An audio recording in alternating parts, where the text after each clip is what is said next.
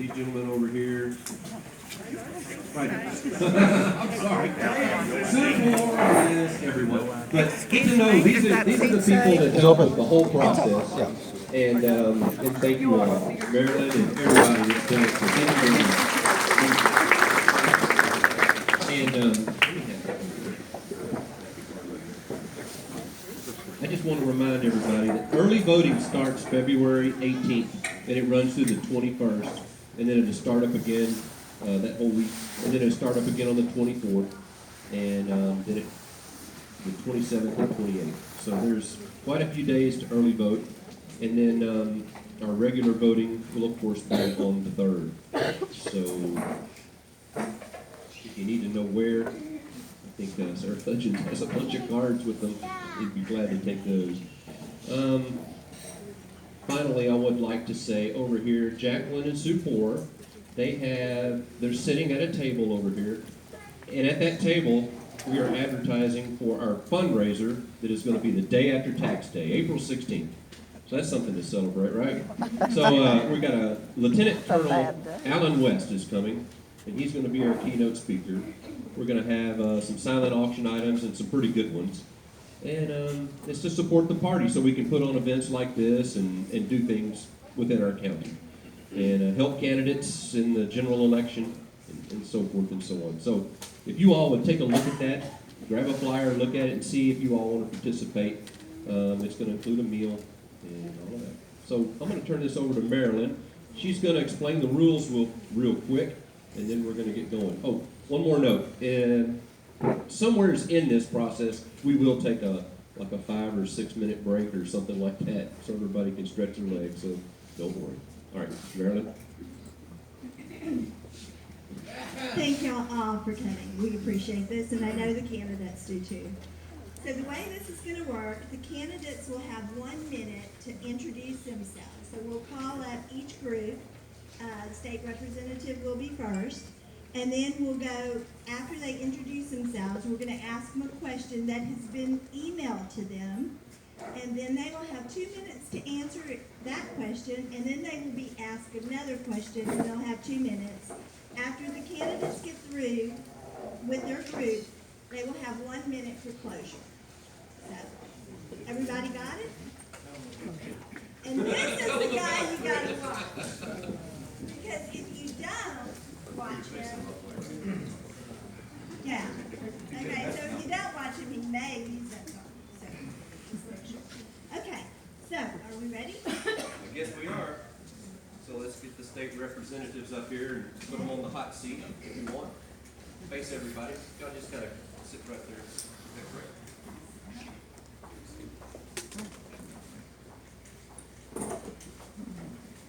Okay. The propitious smiles of heaven can never be expected on a nation that disregards the eternal rules of order and right which heaven itself has ordained. Mr. Baxter, what are these rules, or what set of principles would you use as guidelines in making decisions? Want to do the intro first, or you want to do the question? Yeah, let's do the question. I'm sorry, let's do the intro first. So sorry. We're working this out. Anyway. That's fine. You can stand right there. You don't have to. Okay, you guys hear me? All right, perfect. So my name is Robert Betcher, running for State Representative District 85, and I'll have to give you the short 1 minute version. I was born and raised by a career civil servant with the federal government. My grandfather was a World War II veteran, and you could say that public service is a proud family tradition. I'm a mechanical engineer, senior mechanical engineer for Schlumberger, so oil and gas services, and that's what brought me out to Texas.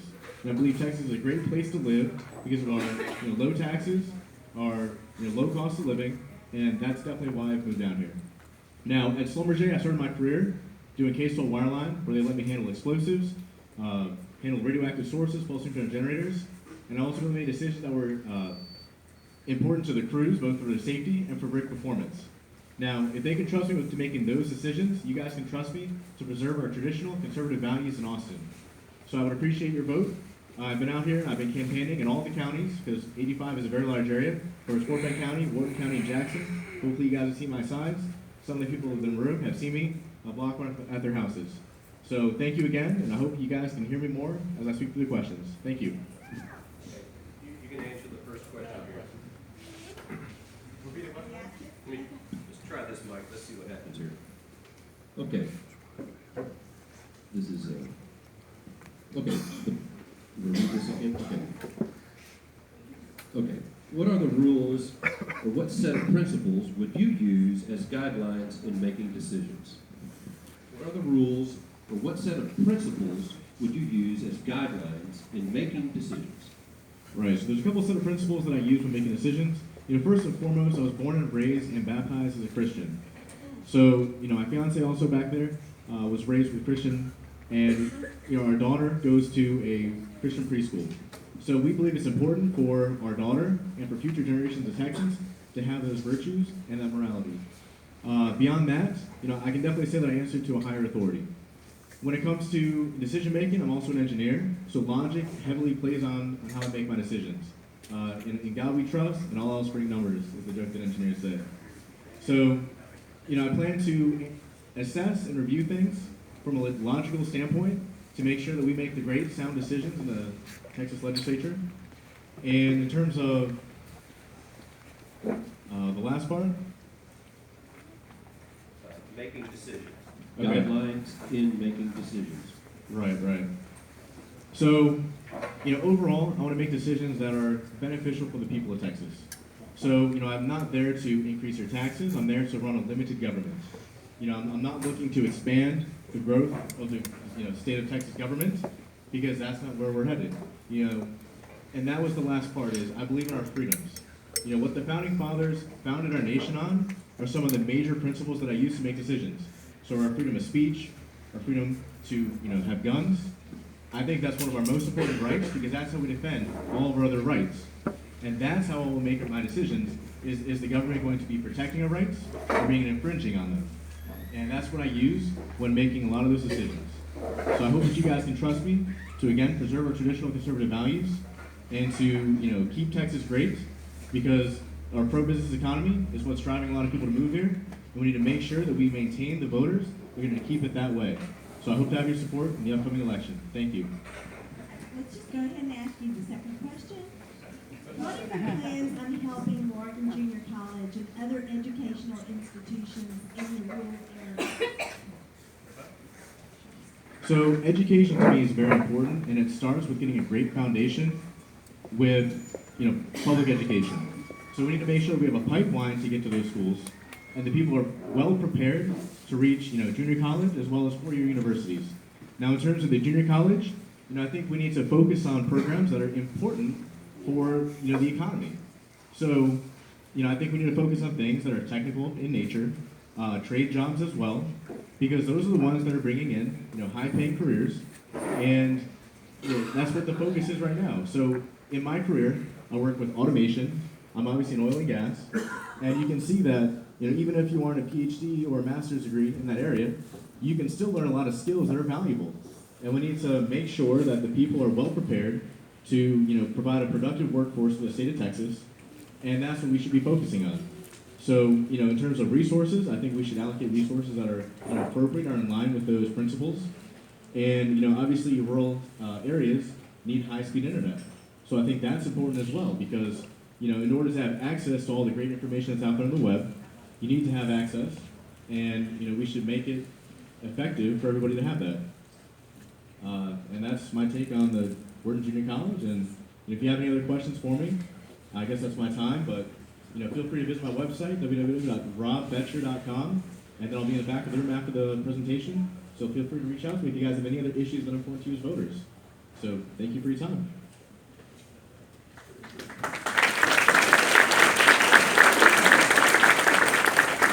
Good job, Ayobami.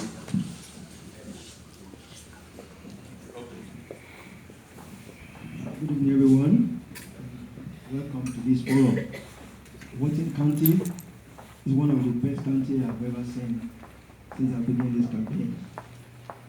My name is Abolaji Ayobami, pronounced Ayobami, not Obama.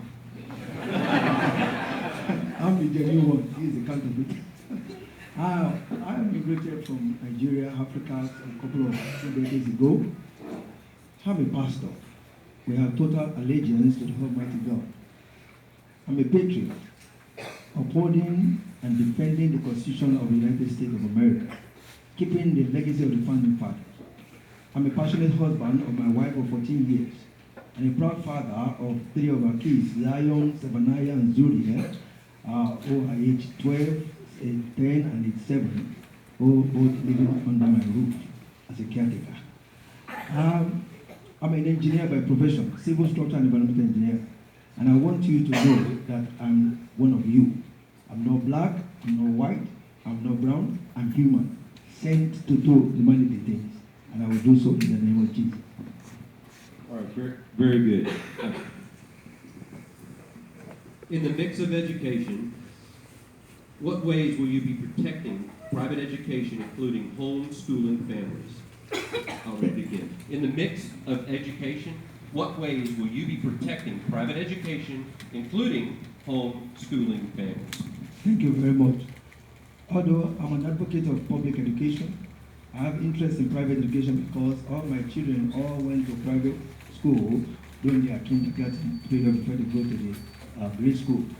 So I will protect private education because I know there are many people that have to deal with private education because of what is going on in our society. So we're going to make legislation to protect the people that are doing homeschooling, because most of the time, some people they work in the house, most especially our mothers, they work with their children. So we will protect homeschooling because it's another way to raise your child up in a godly way. A lot of things happen in public school, which you have to be very careful of. So I support private education, and we do all we can to make sure we give proper coverage and funding for private education. Thank you. Thank you. And your second question is, what are things you would like to work on if you become our new state representative? Thank you. I have an 8-point agenda. If you go to my website, ayobami.com, it's all stated there. The welfare of the people of the district, the welfare of the farmers, protection of agricultural services, affordable and dependable health care, the welfare of a law enforcer and the veterans affairs benefits. Then I have opportunity to protect your life savings, which is the Social Security scheme, to make sure the access to Medicare is still kept open, to make sure that everything that is pertaining to the people of this district is fair. The government is for the people, not people for the government. You elected us to go and do something. I have a 9-month accountability plan where I will come to your counties every 9 months to give you an account of what we have done, or what we have not done, or what we're about to do. And we're going to have to rub minds together so that whatever you want is what is being done. I'm going to be an advocate. If you give me your vote and your mandate, I will be an advocate for you in Houston. I will reach out to the executive arm to make sure they protect what is the basic right. Your right to bear arms, your right for security, enhanced security. Everything that has to do with humanity is what we're going to do. I'm going to fight the Planned Parenthood tooth and nail to block abortion away from our society.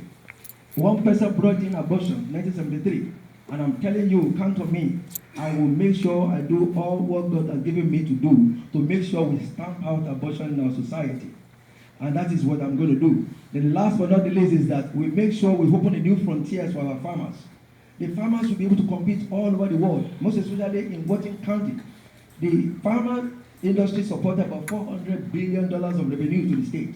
That is the greatest one I've ever had. And that should be protected. You should be the food basket of the state. And we should be able to transfer it to other states so that district number 85 will be the best district in the state of Texas. So help me God. Thank you very much. Thank you.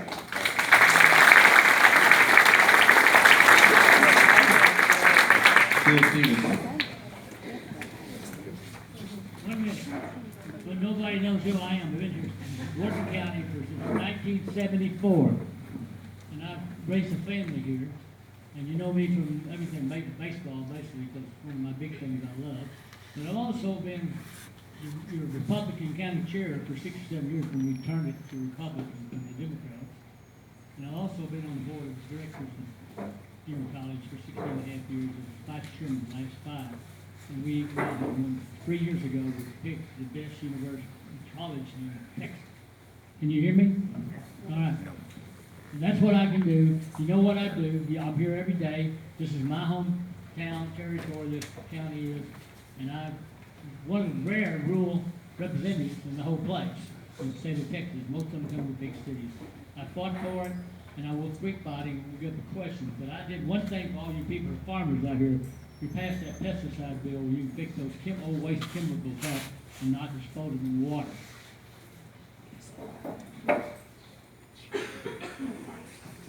Bill, it has been noted you voted no on Senate Bill 29, which would have restricted local governments from using taxpayer dollars to pay for lobbyists.